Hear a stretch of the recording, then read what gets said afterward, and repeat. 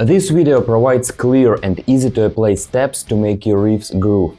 I will explain 5 groove metal rules, show how to apply them to compose real riffs, and break down how to turn these riffs into a finished song, which I will play at the end of this video.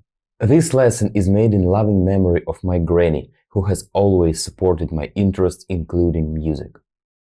And the rule number 1: use rhythmic patterns. I'm speaking about the rhythmic templates which are widely used across metal genre. They can be used as a great starting point for later modifications.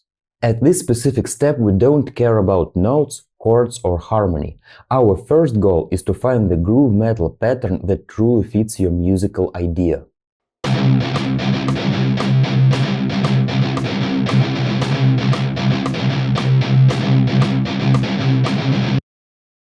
I recommend playing it with drums to better understand the final result.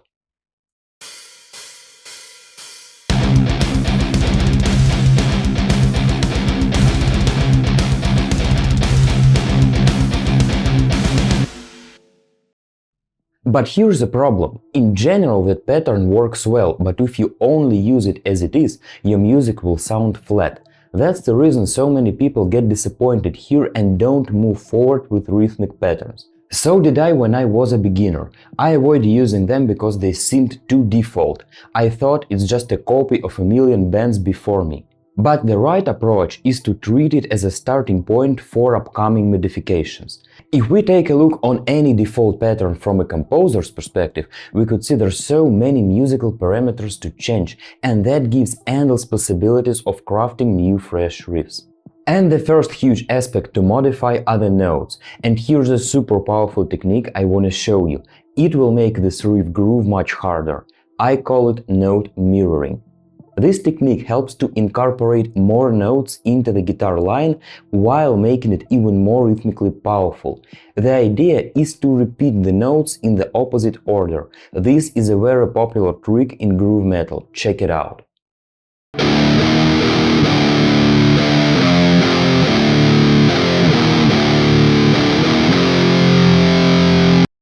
This works for two reasons. First, you define the set of neighboring notes, usually 3 or 4, which are a part of the scale. Notes in a scale have a special spacing which provides your music with a unique emotional vibe. Also, using just this note set saves you from picking more random useless notes. The second reason why mirrored notes work so well is because it creates a sense of connection.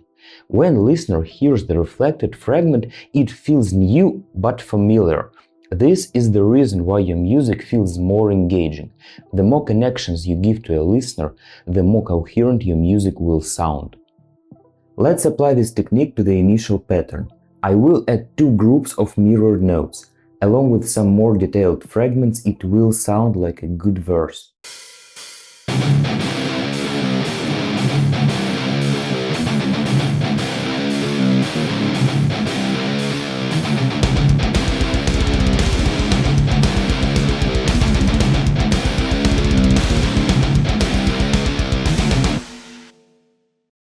Now the riff sounds much better, but here's the limitation. By making notes more interesting, you create variation of the same riff. That's good, but it's not enough to write truly different riffs. To create distinct song sections like chorus or breakdown, you need to modify the rhythm. That's what will take your metal writing to the next level. Here comes the rule number 4. Use the tied notes. When you already have the note durations, you can merge some of them to achieve unpredictably cool variation. The idea is to keep some accented notes the same, but modify the other. You will get the riff that fits the previous one, but sounds absolutely unique. Let's use that concept for a breakdown.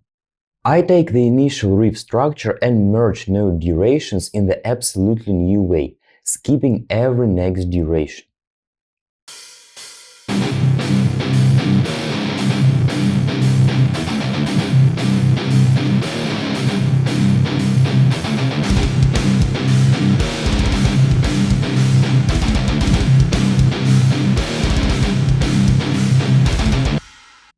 Also, you can apply this concept in a more easy way. Just choose some notes which you want to sound longer. That's how we can make a chorus from our verse riff.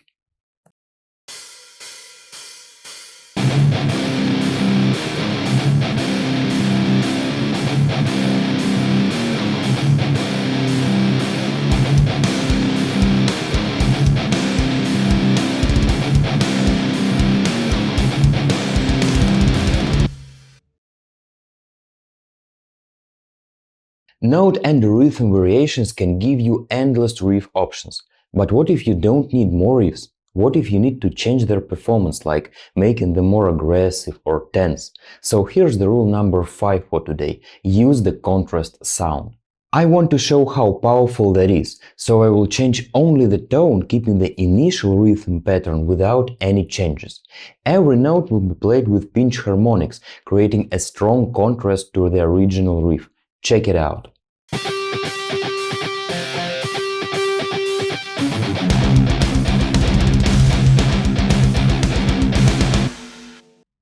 This method works so well because it expands how the music feels in the listener's mind. When the listener hears the familiar theme in the absolutely new sound, the music starts to feel absolutely new, but still familiar. A popular trick in so many greatest hits. For this moment we have so many different ideas, but it doesn't guarantee a good track. It's a very usual misconception that many riffs will automatically result into a good song. In reality, many riffs lead to a more difficult songwriting work. As a composer, you need to foresee and plan the final result first. That's what keeps you away from unpleasant surprises and boring songs. I want to show you a really professional approach. We need to start from the thing which I call the song core, only essential parts put together. The essential are the verse and the chorus. That's what we need to start from. Everything else is secondary and will be developed later. Also, we need to think about the energy level of each song part. We already have a riff for the verse, the one played with mirrored notes. I want it to be a high energy part. For the chorus, I will take the riff with longer note durations, the one we achieved with the tied notes. It sounds enough big to become a chorus. I want this part to also have a high energy level. It's fine until we control the general song waveform. To achieve a more unique song dynamic, I want to incorporate a pre-chorus. I want this part to provide less energy but gain more tension, to create a stronger transition from verse into chorus. For this, I will use a riff with pinch harmonics. It has a very contrast sound to the verse and chorus, which are played with palm muted notes. I will decrease its energy by removing a snare drum but using more cymbals. This is it, the song core is complete. This is the center of the song. Now we need to focus on the secondary parts and develop the entire song. I will use the default rhythmic pattern for the intro. It will help a listener to get used to the rhythm of the track from the first seconds. I will use an EQ fade-in effect to make it sound like a real intro.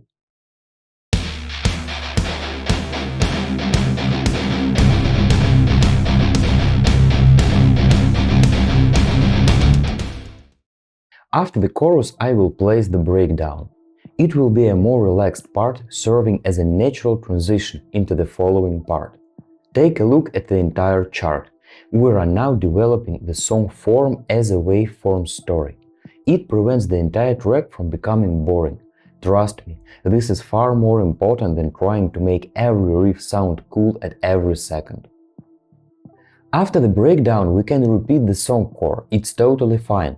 But I want to show you one more composing trick. We will repeat verse and chorus riffs but changing their function. Guitar riffs will reveal the same, but their performance will change absolutely.